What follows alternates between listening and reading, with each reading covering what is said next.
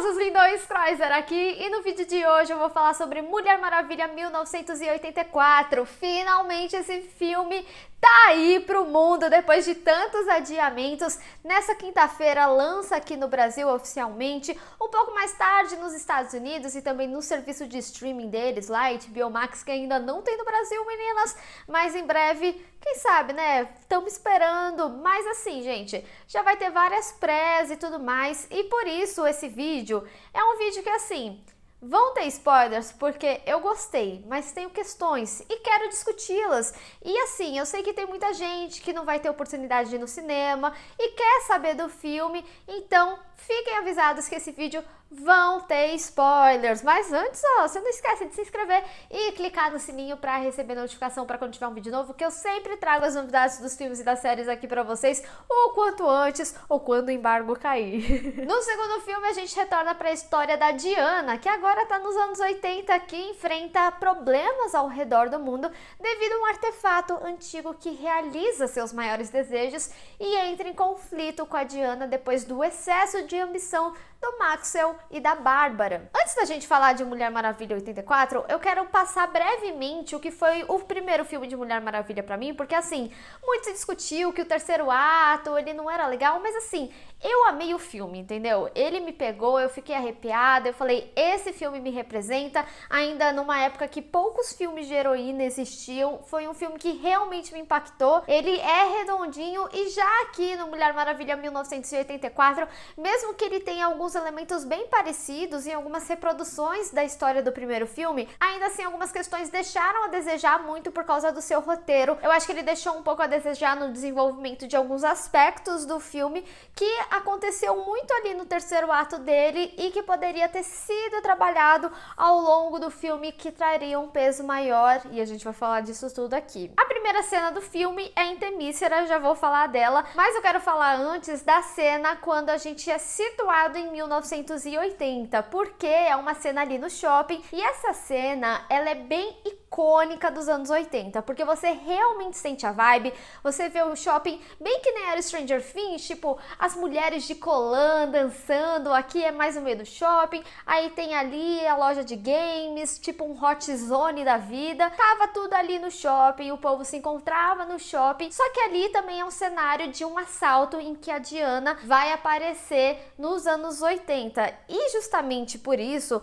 eu senti muito que a Patty Jenkins, ela fez uma grande homenagem aos filmes de heróis dos anos 80, com aquelas cenas heróicas totalmente criativas, com muito movimentos, com muitas poses, bem cômica e com direito à piscadinha do grande herói para aquele fã que admira tanto ela e que vai sonhar em ser a Mulher Maravilha em algum momento, que nem eu fui quando criança. Então assim, se realmente foi essa a intenção de fazer uma homenagem para os filmes dos anos 80, foi uma sacada sensacional que eles tiveram. Inclusive, toda a parte cômica do filme é muito bem feita. Muito dela a gente já tinha visto nos trailers. Afinal, assim, teve muitos adiamentos, então teve muito material, né? Ia soltando uma ceninha ou outra, e geralmente essas cenas cômicas, até para não entregar muito do que seria o filme, mas ainda assim não deixa de ser legal ali no filme. Tem algumas piadas que elas acabam meio que perpetuando ao longo do filme. Por exemplo, naquele momento que o Steve tá provando as roupas, além de ser uma piada com o primeiro filme, porque agora ele tá ali no momento dela, na época dela, e ela que tá ensinando as coisas pra ele, que nem ela, tipo, vestindo o vestido e falando, como que as mulheres lutam com esse negócio aqui? Ele, as mulheres não lutam. Agora é ela ensinando. Mas voltando ali pra Temícera, que é a primeira cena do filme, é uma cena sensacional, que tem as Olimpíadas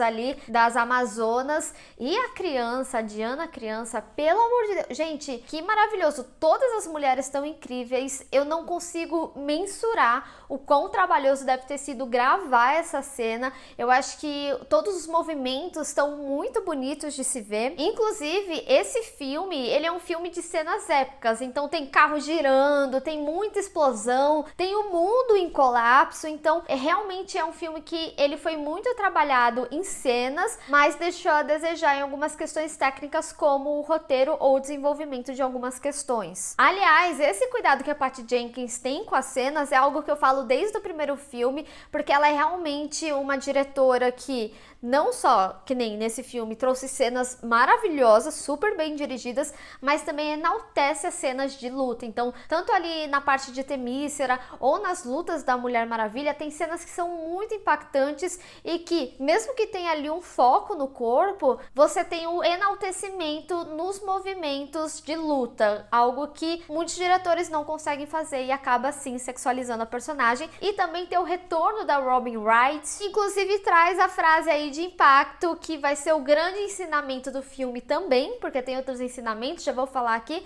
mas ela diz que nenhum herói verdadeiro nasce de mentiras. Isso tem muito a ver também com a conotação do que eles vão trabalhar ali no artefato, porque tudo que tá acontecendo ali, como por exemplo, o próprio Steve, ela tá vendo o Steve, mas ele tá no corpo do outro cara e o filme ele te lembra em alguns momentos, tipo, ó, que ele não é o Chris Pine. Muito se perguntou como que ele voltou, como que aconteceu isso, mas ela visualizava ele ali e ele tinha as memórias do Steve. E isso também vai fazer total sentido pro arco da Diana ali pro final do filme. Só que eu tive um incômodo, porque assim, essa frase ela vem como uma frase de grande impacto e você sabe que ela vai ser utilizada em algum momento do filme, mas ainda assim o filme, mesmo que ele te situe que tá tendenciando a isso, quando você vai sentir o peso da mensagem, ela vem em diálogo. Então tem muitas coisas que elas acabam sendo muito mastigadas que você já estava entendendo e eles estão ali te mostrando e falando sobre aquilo. Por exemplo, quando a gente vê o poder da pedra acontecendo, tem um momento do café, mas depois eles fazem toda uma questão ali do salto, que a Bárbara não sabe usar salto direito, mas para demonstrar que os poderes da pedra estavam funcionando, vem um cara que fala assim, uau, você anda muito bem de salto. Então são coisas que os personagens acabam concretizando, mastigando ali pro público, sendo que o público, ele facilmente tem essa percepção, ele já tinha digerido isso. Eu particularmente não gosto quando é muito digerido assim. E acontece de novo quando eles já falam que o artefato, ele realiza seu desejo, mas pega o seu bem mais precioso.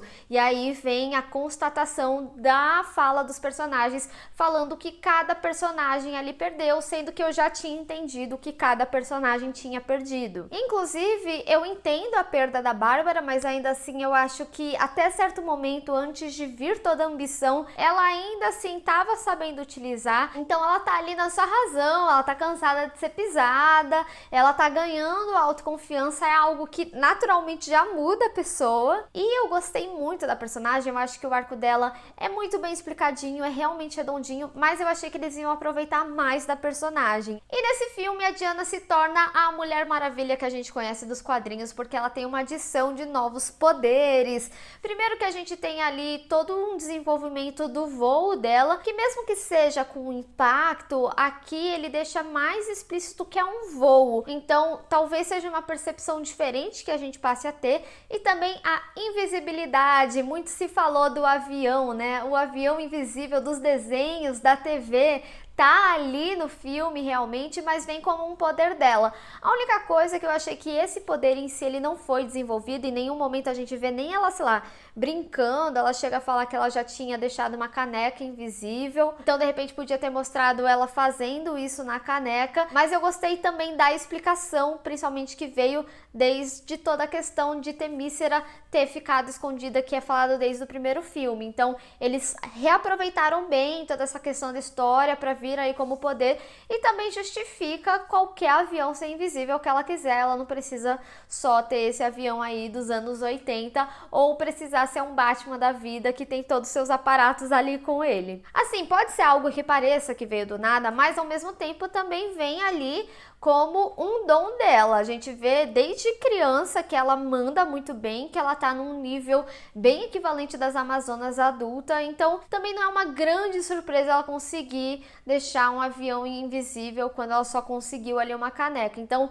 é justificável, mas ainda assim eu talvez gostaria de ter visto um pouquinho mais da utilização desse poder até o momento ali de chegar no avião. E assim, não é como se o filme fosse curto, né? Porque o filme já tem 2 horas e 30. E assim, assim, não me entendam mal, isso não tem absolutamente nada a ver com a Mulher Maravilha, com a Gal Gadot. Inclusive, essa mulher é a mulher mais carismática que eu já vi na vida. Ela nasceu para esse papel e ela encanta, gente. Não dá pra falar mal dela, não dá pra pôr defeito em nenhuma cena que essa mulher faz.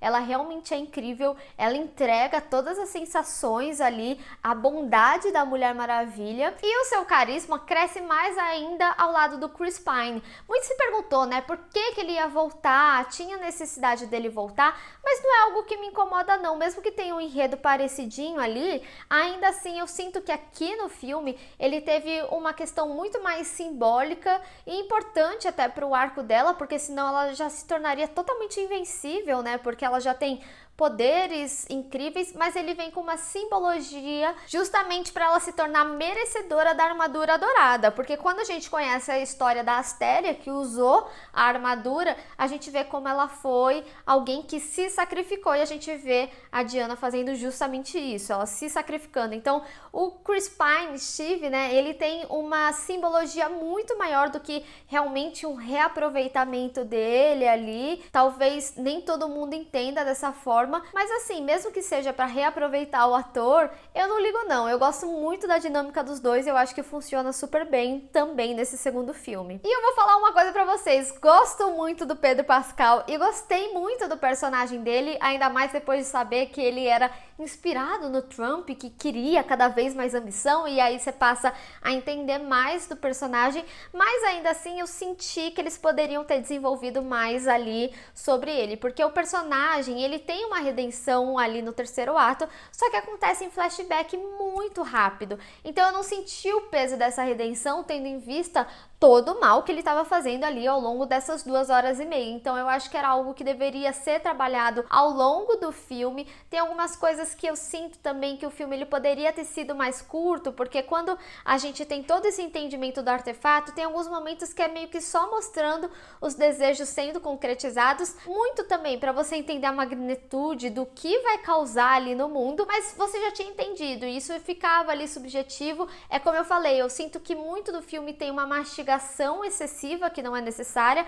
Talvez essa questão aí de mostrar como que esse poder da pedra funciona por diversas vezes seja também uma forma de mastigação, além das coisas do que eu já tinha falado. Então eu achei o final um pouquinho desproporcional. Esse é realmente um terceiro ato que não dá para defender. E além de toda essa relação aí da mensagem sobre a verdade, o filme também traz uma mensagem muito bonita sobre grandeza, e a grandeza não ser necessariamente o que você acredita que é a grandeza, tanto que a gente vê ali no próprio Maxwell, isso tem um paralelo muito forte com o personagem dele, do que ele acreditava ser a grandeza, e quando ele se pôs ali à prova do que ele perderia realmente, para ele aquilo não era necessário. Então a grandeza ela vem de formas diferentes, e seja ali nas pequenas coisas, nas relações que a gente tem, e além de toda a questão de cada um ter suas lutas internas, que também faz um paralelo com o personagem. Talvez por isso a gente só saiba ali no terceiro ato, porque ele também,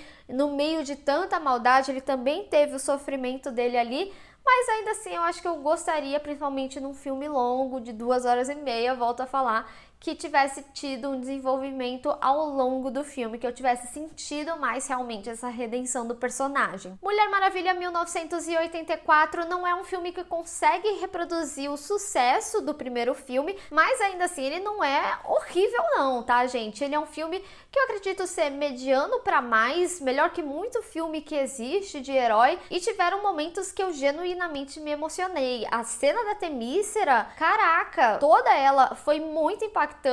A cena do Cairo com toda aquela luta e dos carros voando, muito legal, e também com toda a relação da decisão da Diana, né, do quanto que ela precisa realmente se doar para conseguir salvar o mundo. E ainda assim, o filme ele tem uma potência feminina muito grande, porque ele ainda consegue ser muito relevante nos assuntos cotidianos da mulher que acaba tratando. A gente vê ali um excesso de homens assediando, vê uma mulher na rua, já tá mexendo ali com ela, e isso vem de uma forma que incomoda muito. Eu não sei como que vai ser a experiência para o homem, se vai achar que foi demais, mas eu sinto que a Patty Jenkins, ela fez um excesso ali para justamente você conseguir entender o quão incômodo é isso no dia a dia ali, mesmo que não seja a cada 5 minutos a mulher respirando, os caras em cima, mas ainda assim é essa sensação de sufocamento, de chatice, e ainda quando você só fala um não,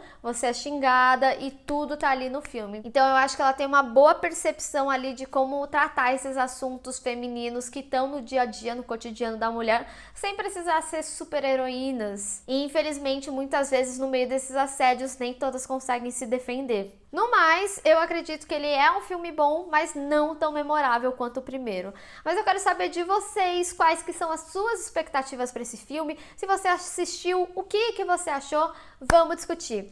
Bem, pessoal, espero que vocês tenham gostado desse vídeo. Não esqueça de deixar o seu gostei e compartilhar nas redes sociais. Inclusive, me segue lá, se inscreve no canal e clica no sininho para receber notificação para quando tiver um vídeo novo. Te vejo no próximo. Tchau!